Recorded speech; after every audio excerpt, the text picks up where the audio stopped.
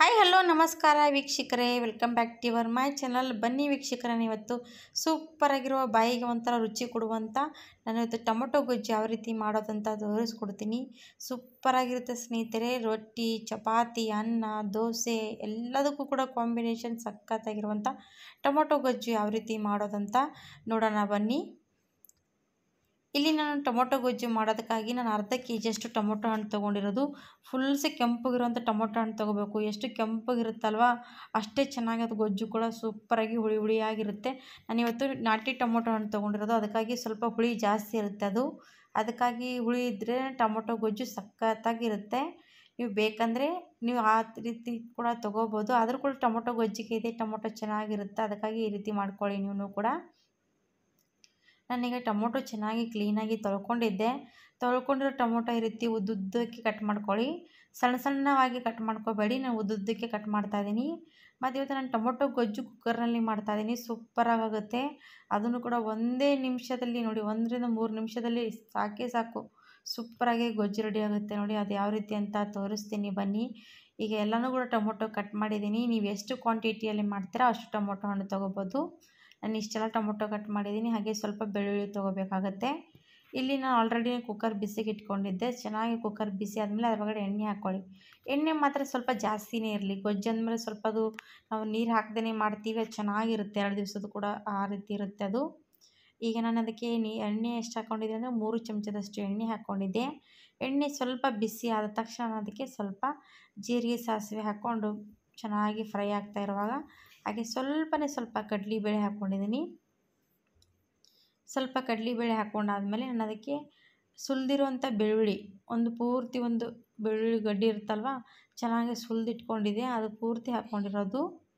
ಆಮೇಲೆ ಒಂದು 3 ಒಣಮೆಣಸಿನ್ಕಾಯಿ, ಹಾಗೆ ಸ್ವಲ್ಪ ಕರಿಬೇವು, ಇವೆಲ್ಲನೂ ಕೂಡ ಹಾಕ್ಕೊಂಡು ಚೆನ್ನಾಗಿ ಫ್ರೈ ಮಾಡಿ. ಬೆಳ್ಳುಳ್ಳಿ ಎಲ್ಲನೂ ಫ್ರೈ ಆಗಬೇಕು. ನಾನು ಬೆಳ್ಳುಳ್ಳಿ ಸ್ವಲ್ಪ ಕೂಡ ಕೊಟ್ಟಿಲ್ಲ, ಹಾಗೆ ಹಾಕ್ಕೊಂಡಿರೋದು, ಅಪ್ಪಟನೇ ಹಾಕ್ಕೊಂಡಿರೋದು. ಅದೇನಾಗುತ್ತೆ ಅಂದರೆ ಒಂಥರ ಬಾಯಲ್ಲಿ ತಿನ್ನೋದಕ್ಕೆ ಅಪ್ಪಟ ಸಿಕ್ಕಿದ್ರೆ ಸೂಪರಾಗಿರುತ್ತೆ, ಒಂಥರ ಟೇಸ್ಟು. ಹಾಗಾಗಿ ಅಪ್ಪಟ ಹಾಕ್ಕೊಂಡಿರೋದು. ಈ ಎಲ್ಲನೂ ಕೂಡ ಚೆನ್ನಾಗಿ ಕೆಂಪಾಗೋವರೆಗೂ ಫ್ರೈ ಮಾಡ್ತಾಯಿದ್ದೀನಿ ಬೆಳ್ಳುಳ್ಳಿ ಎಲ್ಲನೂ. ಆಮೇಲೆ ಅದಕ್ಕೆ ಒಂದು ಚಿಟಿಕೆ ಅಷ್ಟು ಅರಶಿನ ಹಾಕ್ಕೊಂಡಿದ್ದೆ. ಅರಶಿನ ಕೂಡ ಹಾಕ್ಕೊಂಡು ಕಲಿಸ್ಕೊಂಡಾದ್ಮೇಲೆ ನಾನು ಈಗ ಟೊಮೊಟೊ ಹಣ್ಣು ಕಟ್ ಮಾಡಿರೋಂಥ ಟೊಮೊಟೊ ಹಣ್ಣು ಹಾಕ್ಕೊಂಡು ಚೆನ್ನಾಗಿ ಎಲ್ಲನೂ ಕೂಡ ಕಲಿಸ್ಕೋಬೇಕಾಗತ್ತೆ.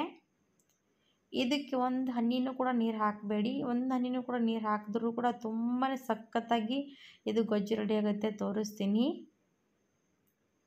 ಈಗ ನೋಡಿ ಚೆನ್ನಾಗಿ ಎಲ್ಲನೂ ಕೂಡ ಟೊಮೊಟೊ ಹಣ್ಣು ಕಲಿಸ್ಕೊಂಡಿದ್ದೀನಿ ಪೂರ್ತಿ. ಈಗ ಕಲಿಸ್ಕೊಂಡಾದ್ಮೇಲೆ ನಾನು ಅದಕ್ಕೆ ಎಷ್ಟು ಬೇಕು ಖಾರ ನೋಡಿಕೊಂಡು ಖಾರ ಹಾಕ್ಕೊಳ್ಳಿ. ಸ್ವಲ್ಪ ಟೊಮೊಟೊ ಗೊಜ್ಜು ಉಪ್ಪು ಖಾರ ಒಂಥರ ಬಾಯಿಗೆ ರುಚಿ ಇರುವ ರೀತಿ ಇದ್ರೇ ರುಚಿ ಬರುತ್ತೆ. ಅದಕ್ಕಾಗಿ ಖಾರ ಮತ್ತು ಉಪ್ಪು ಚೆನ್ನಾಗಿ ಹಾಕ್ಕೊಳ್ಳಿ ಟೇಸ್ಟ್ ರೀತಿ. ಆಮೇಲೆ ಸ್ವಲ್ಪ ನಾನು ಧನಿಯಾ ಪೌಡ್ರ್ ಹಾಕ್ಕೊಂಡಿರೋದು. ಈಗ ಎಲ್ಲನೂ ಕೂಡ ಹಾಕ್ಕೊಂಡಿರೋ ಮಸಾಲೆ ಎಲ್ಲ ಚೆನ್ನಾಗಿ ಕಲಿಸ್ಕೊಂಡ್ಬಿಡಿ. ಚೆನ್ನಾಗಿ ಕಲಿಸ್ಕೊಂಡು ಈಗ ನೋಡಿ ಎಷ್ಟು ಚೆನ್ನಾಗಿ ಕಲರ್ ಬಂದಿರೋದಂತ. ಈ ಫುಲ್ಸೆ ಎಲ್ಲನೂ ಕೂಡ ಕಲಿಸ್ಕೊಂಡಾದ್ಮೇಲೆ ನಾನು ಕುಕ್ಕರ್ ಮುಚ್ಚಿ 1 ವಿಸಿಲ್ ತೆಗಿತೀನಿ. 1 ವಿಸಿಲ್ ಆದಮೇಲೆ ನೋಡ್ಬೋದು ಸಖತ್ತಾಗಿ ಟೇಸ್ಟಿಯಾಗಿರುವಂಥ ನೋಡಿ ಎಣ್ಣೆ ಎಲ್ಲ ಎಷ್ಟು ಮೇಲೆ ಬಂದಿರುವಂಥ ಟೊಮೊಟೊ ಗೊಜ್ಜು ರೆಡಿಯಾಗಿದೆ ನೋಡಿ ಸ್ನೇಹಿತರೆ. ಈಗ ಇದಕ್ಕೆ ನಾನೇನು ಅಂದರೆ ನಿಮಗೆ ಇಷ್ಟ ಇದ್ದರೆ ನೀವು ಅದರೊಳಗಡೆ ಆ್ಯಡ್ ಮಾಡ್ಕೋಬೋದು, ಇಲ್ಲಾಂದರೆ ನೀವು ಸ್ಕಿಪ್ ಕೂಡ ಮಾಡ್ಕೋಬೋದು. ಏನಪ್ಪ ಅಂತ ಹೇಳ್ತೀನಿ ಬನ್ನಿ. ಈಗ ನೋಡಿ ಎಷ್ಟು ಚೆನ್ನಾಗಿ ಗ್ರೇವಿ ಸೂಪರಾಗಿರುತ್ತೆ ಇದು.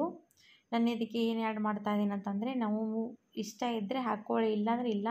ನಾನು ಇದಕ್ಕೆ ಗುರ್ರಾಳ ಪುಡಿ ಹಾಕ್ಕೊಳ್ತಾ ಇದ್ದೀನಿ. 1 ಚಮಚದಷ್ಟು 1-1.5 ಚಮಚದಷ್ಟು ಗುರ್ರಾಳ ಪುಡಿ ಹಾಕ್ಕೊಳ್ತಾ ಇದ್ದೀನಿ. ನಿಮಗೆ ಇಷ್ಟ ಇದ್ದರೆ ಹಾಕ್ಕೊಳ್ಳಿ, ಇಲ್ಲಾಂದರೆ ಇಲ್ಲ. ನಮ್ಮ ಕಡೆ ಉತ್ತರ ಕರ್ನಾಟಕ ಸೈಡ್ ನಾವು ಹಾಕ್ಕೊಳ್ತೀವಿ, ಹಾಗಾಗಿ ತೋರಿಸಿರೋದು. ನೋಡಿ ಸೂಪರಾಗಿರುವಂಥ ಟೊಮೊಟೊ ಗೊಜ್ಜು ರೆಡಿ ಆಯಿತು. ನಾನೊಂದು ಬೌಲಲ್ಲಿ ಸರ್ವ್ ಮಾಡ್ಕೊಂಡಿದ್ದೀನಿ. ದೋಸೆ, ಚಪಾತಿ, ಅನ್ನಕ್ಕೆ, ರೊಟ್ಟಿ ಎಲ್ಲದಕ್ಕೂ ಕೂಡ ಆಗುವಂಥ ಈ ಟೊಮೊಟೊ ಗೊಜ್ಜು ನೀವು ಕೂಡ ಮಾಡಿಕೊಂಡು ಟೇಸ್ಟ್ ನೋಡಿ ಸ್ನೇಹಿತರೆ. ಇದು ಒಂಥರ ಡಿಫ್ರೆಂಟಾಗಿ ಮಾಡಿದ್ದೀನಿ ನಾನು ಕುಕ್ಕರ್ನಲ್ಲಿ ಇವತ್ತು. ನೋಡಿಕೊಂಡು ಮಾಡ್ಕೊಳ್ಳಿ ಅಂತ ಈ ವಿಡಿಯೋ ಇಲ್ಲಿಗೆ ಮುಗಿಸ್ತೀನಿ. ಪೂರ್ತಿಯಾಗಿ ವಿಡಿಯೋ ನೋಡೋದಕ್ಕೆ thank you for watching. Bye bye.